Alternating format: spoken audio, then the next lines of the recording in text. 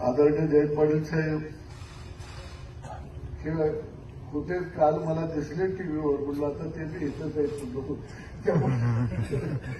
ते एक दिवस मुंबईवरनं माझ्या अगोदर आले.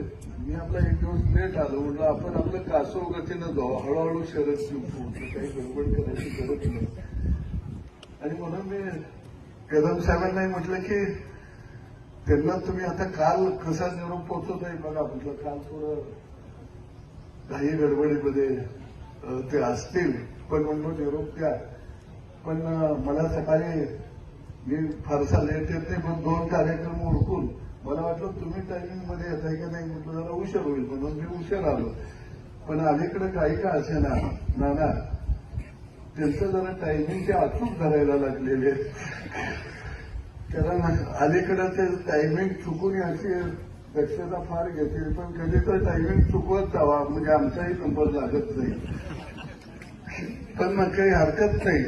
शेवटी तालुक्याचा एक विकास झाला पाहिजे ही भूमिका लोकप्रतिनिधी म्हणून त्यांची आहे, लोकप्रतिनिधी म्हणून माझी आहे.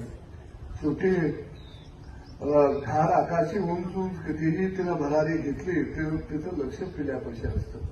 आणि म्हणून सभागृहामध्ये सुद्धा आणि बाहेरही खऱ्या अर्थानं आम्ही राजकीय क्षेत्रामध्ये आमचे प्रभाव वेगळे असतील, काही विचारामध्ये मतभिन्नता असू शकते, परंतु सामाजिक दृष्टिकोन हा निश्चितपणानं आम्ही जपण्याचं काम या तालुक्यामध्ये राजकारणामध्ये सगळ्याच मंडळींनी आम्ही केले.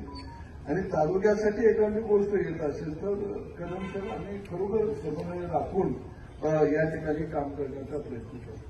काही काळ मला मंत्री म्हणून काम करण्याची संधी मिळाली, त्यांना अनेक वर्ष मंत्री म्हणून काम करण्याची संधी मिळाली, परंतु या कालखंडामध्ये कधी आम्ही वैचारिक आमचे मतभेद असतील, परंतु आम्ही मनाचे मतभेद कधी आम्ही निर्माण केले नाही. काही गोष्टी वैचारिक मध्ये काही प्रश्न तालुक्याच्या बाबतीत तयार झाले असतील, म्हणजे मी त्यांच्या बरोबर संपर्क की आम्ही बसून की आपल्या तालुक्याला विकासाच्या दृष्टिकोनातून आपल्याला कसं पुढे घेऊन जाता येईल.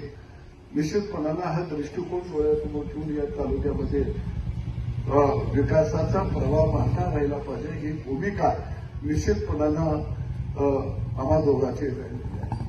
एक गोष्ट आहे की मी अनेक वेळा नाना म्हटलं की राजकारणामध्ये टीका किती होत असतात, त्याला तो एक अखंड चाललेला तो एक मार्ग आहे.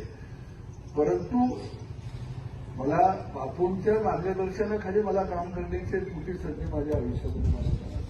अनेक वेळा आरोप प्रत्यारोप होत असतात, परंतु आपण घडलो कुठून, आपण सामान्य मातीतून वर आणण्याचं काम खऱ्या अर्थानं या तालुक्यामध्ये अनेक कार्यकर्त्यांना केलं, त्यातला मी एक कार्यकर्ते. आणि म्हणून निश्चित तो एक विचार, सामाजिक विचार, तळागाळातल्या माणसाला पुढे घेऊन जाण्याचा जो विचार तो बापूंचा होता, त्याचा संयमीपणा. म्हणजे मला खरं म्हटलं तर बापूंच्याजवळ आम्ही एवढा सहज बसायचं की राज्याचं नेतृत्व, पण कधी त्याच्या भाषणामध्ये सुद्धा टीका टिप्पणी मला कधी दिसायची नाही. फार संयमी मृदू पदानं खऱ्या अर्थानं बोलायचं. त्याविषयी जयंत पाटील साहेब तुम्ही जरा तरी कोपर कार्य आमच्या टीका टिप्पणी करता, पण बापूंच्याकडे काहीच नव्हतं. कारण बापूंना त्यांच्याकडे पाहिल्यानंतर असं वाटायचं की ते आपलं व्यक्तिमत्व आहे, आपल्या घरातलं कुटुंबातलं एक व्यक्तिमत्व आहे. अशा पद्धतीचं काम जवळनं पाहण्याचं, त्यांच्या हाताखाली काम करण्याचं कमी वयानं. यावर तुम्हाला काय वाटते कमेंट बॉक्समध्ये लिहा.